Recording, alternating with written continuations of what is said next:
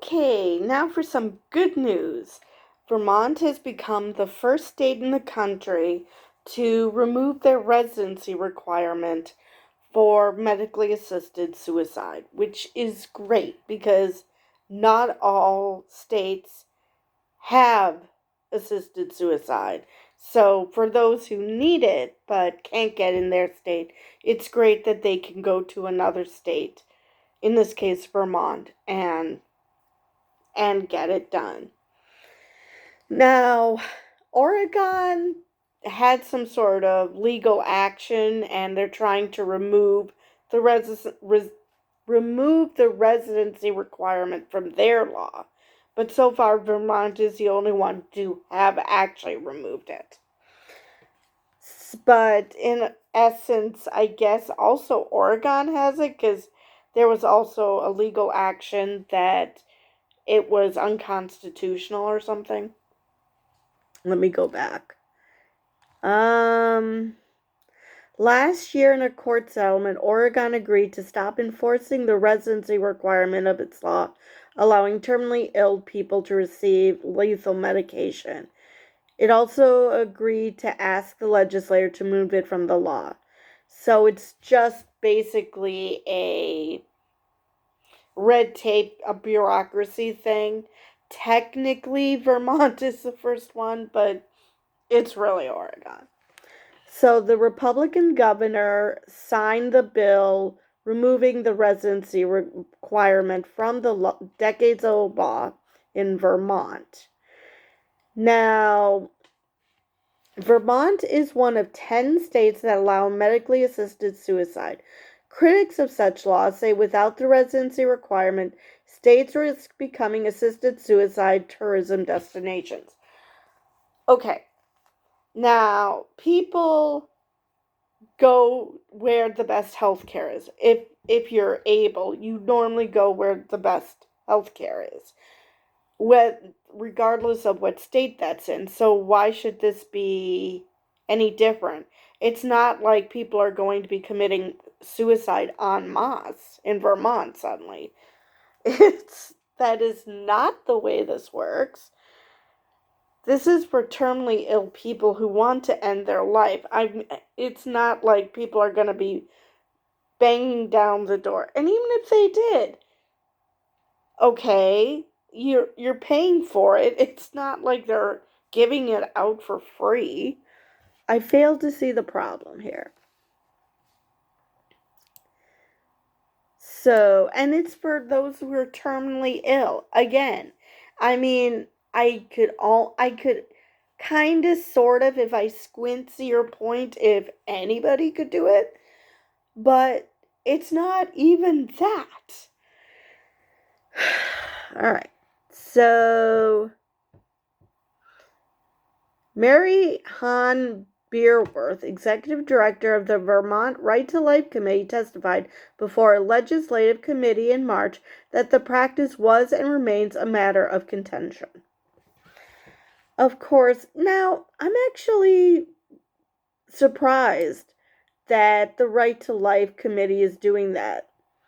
I would think that they only gave a shit about abortion. But, you know, it's a right to life. That means that if a person wants to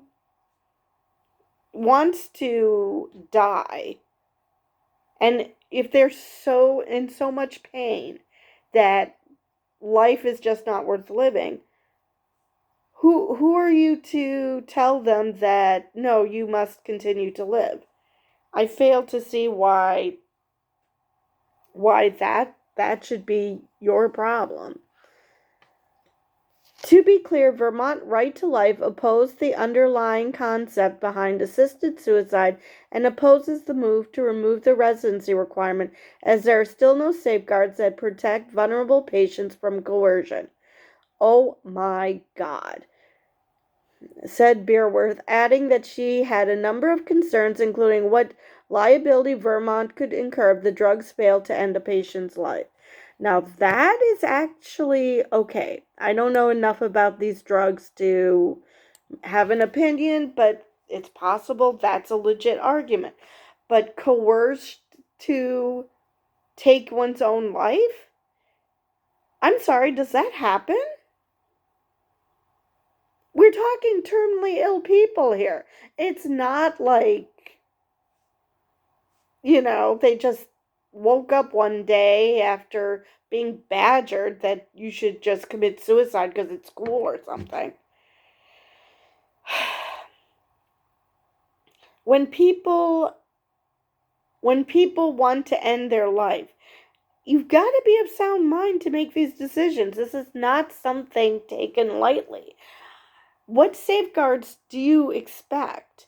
What safeguards does Vermont not have?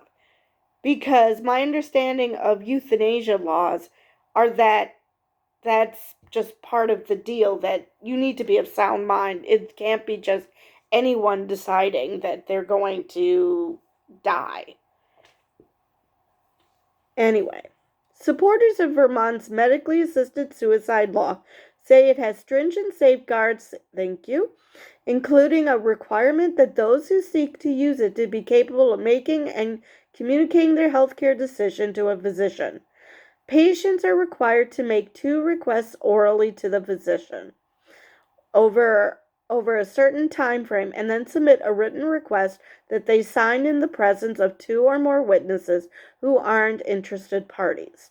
Witnesses must sign and affirm that patients appeared to understand the nature of the document and were free from duress or undue influence at the time. In other words, what a shock. People who want to poke their nose in other people's business make up shit so they could sound like they have an actual concern. Okay. I guess I shouldn't be shocked that that a group would do this, because why not? We have to, convince people to live the way we would want to live, because this isn't my life, but I'm going to tell you how to live it anyway. Jesus Christ. All right. Hold on. Linda Bluestein, 75, of Bridgeport, Connecticut, and Diana Barnard, a physician from Middlebury, sued Vermont in federal court last summer, claiming its residency requirement violated the Constitution's Commerce and Equal Protection and Privileges and Immunities clauses. Barnard specializes in hospice and palliative care and has patients from neighboring New York State, which, like Connecticut, doesn't allow medically assisted suicide. Bluestein said Tuesday that the change in Vermont means that so many other people in the Northeast can take advantage of the state's law. I'm thinking even more importantly that this is going to cause other states, the other jurisdictions that have medical aid in dying, to look at their residency requirements too, she said. Now, not only that, but if other states look at Vermont, states that do not have medically assisted suicide, and they look at Vermont and see how well it's going, and that the doom and gloom patrol were wrong, that these people aren't just, being perfectly healthy people or whatever apocalypse people think is going to happen isn't going to happen, maybe more states will have this law, because it's a good idea. The only people who know that they are in too much pain to live are the people in that pain. It is, if you could go through that pain and say, yeah, I'm going to still live, great. Not everybody is you, and everyone should have the choice to end their life if they feel that there's no point to living it because they are in so much pain.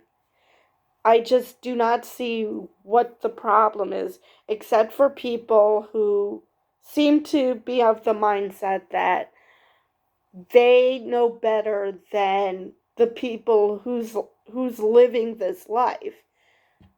that they know better than them as to how they should live it. And no, you do not know better. And so, yeah, I applaud Vermont, and I really hope that more states follow this without what happened to Oregon, where they had to sue their way to it. There shouldn't be a lawsuit. This just makes sense.